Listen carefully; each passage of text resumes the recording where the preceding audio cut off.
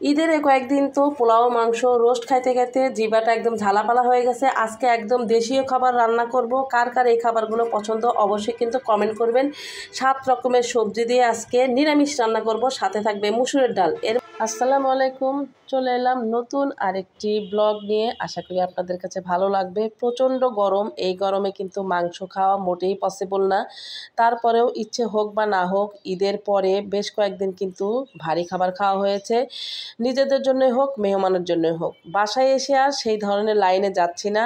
আজকে খাবো একদম দেশীয় খাবার, তাই 7 প্রকারের সবজি দিয়ে আজকে একটা নিরামিষ রান্না করব, সাথে থাকছে মুসুরের ডাল। ঈদের আগে বাসা থেকে যখন যাই তখন ফ্রিজ থেকে সব কিছুই নিয়ে চলে গিয়েছিলাম গ্রামের বাড়িতে। ফিরে আসার সময়ও যা যা বেঁচে গিয়েছিল সব কিছু নিয়ে এসেছি। যেহেতু আজকে নিরামিষ রান্না করব, তাই আমাকে যত ধরনের সবজি দিতে পারবো ততই কিন্তু আমার সবজিটা ভালো হবে। তাই 7 প্রকারের সবজি আমি অ্যারেঞ্জ করেছি। এর মধ্যে কানজাল বলে, কলার ভিতরে যে থাকে, সেটা আমি শ্বশুরবাড়ি থেকে নিয়ে এসেছি। আর কাঁঠালের বিচিটা, এটা হচ্ছে খুবই এক্সেপশনাল। আমি গত বছরই আমি ফ্রিজিং করে রেখে দিয়েছিলাম। তারপরে আলু, বেগুন, পেঁপে, মিষ্টি লাউ, এই ধরনের সবজি দিয়ে মোট 7 প্রকারের সবজি হয়েছে। আর এই সবজিটা কেন জানি আমার খুব খাইতে ইচ্ছা করতেছিল, কারণ আমার তো মোটামুটি 11 দিন হইলো ঠান্ডা, কোনো মুখে স্বাদ নাই। মনে হচ্ছে আজকে এই নিরামিষটা রান্না করেই ভাত খাবো। তো রান্না করার জন্য চলে এলাম, সব কিছু একে একে দিয়ে দিচ্ছি। কাঁচামরিচ, পেঁয়াজ দিয়ে, তারপরে রসুন দিয়ে, পাঁচফোড়ন দিয়ে ফোড়ন দিয়ে দিলাম, তারপরে আদা বাটা, পেঁয়াজ বাটা, রসুন বাটা। তো এই তো সব কিছু মশলা টশলা এক করে তারপরে আমি সবজিগুলো যে কেটে রেখেছি। ও আর একটা কথা হচ্ছে, ডাটাও কিনে নিয়ে আসছি আপনাদের ভাইয়াকে দিয়ে। ডাটা আর পটলটা হচ্ছে বাজার থেকে কিনে আনছি, কারণ এই নিরামিষের ভিতরে ডাটা আর পটল না থাকলে ভালো লাগে না। কাঁঠালের বিচিটাও কিন্তু অনেক টেস্ট, আমি সিদ্ধ করে ফ্রিজে রেখে দিয়েছিলাম।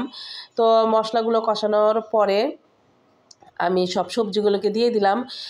তো ডালটা হচ্ছে পরে দেব, ডালটা আমি ভিজিয়ে রাখছি। আর এই ধরনের বিভিন্ন রকমের সবজি দিয়ে কে কে এই গরমে সবজি এইভাবে নিরামিষ রান্না করে খেতে পছন্দ করেন অবশ্যই কিন্তু জানাবেন।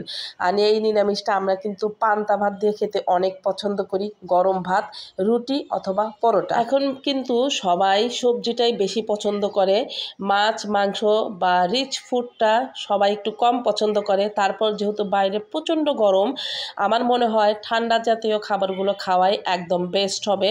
তো আমি কিন্তু অনেকখানি রান্না করছি, একদিনে খাওয়া সম্ভব না, আমি বক্সে বক্সে তুলে রাখবো। গ্রামের বাড়ি থেকে আসার সময়, মানে আসার আগেই হচ্ছে আমার এক চাচি শাশুড়ি কলার ভিতরে যে কানজাল থাকে আমরা বলি, আপনারা কে কী বলেন জানি না, তো সেগুলো হচ্ছে আমি শ্বশুরবাড়িতে রান্না করি নাই, নিয়ে আসছিলাম। দেন বাসায় আসার পরে আমি হচ্ছে রান্না করতেছি। তো যাই হোক, এই সবজি টবজিগুলো আমার কষানো শেষ, ডাল হয়ে গেছে, ডাল দিয়ে দিছি।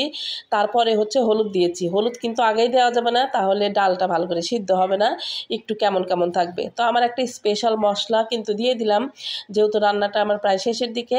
মশলাটা তরকারির মানে সবজির সাথে মিশে গেলেই আমি নিরামিষটা নামিয়ে ফেলবো। তো আমার এই নিরামিষ রান্নাটা কার কার কাছে ভালো লাগতেছে বা ভালো লাগছে অবশ্যই কিন্তু সবাই কমেন্ট করে জানাবেন। আর এইভাবে এই গরমের ভিতরে সবাই কয়েক প্রকারের সবজি একদিন রান্না করে দেখবেন, কেমন লাগে, অনেক মজা লাগে। তো যাই হোক, আমার কথা বলতে বলতেই কিন্তু রান্নাটা মোটামুটি শেষ। তো ভিডিওটি আর বড় করতে চাই না, ভালো থাকবেন সবাই, আমাদের জন্য দোয়া করবেন। দেখা হবে নতুন কোনো ভিডিও বা ব্লগে। আল্লাহ হাফেজ।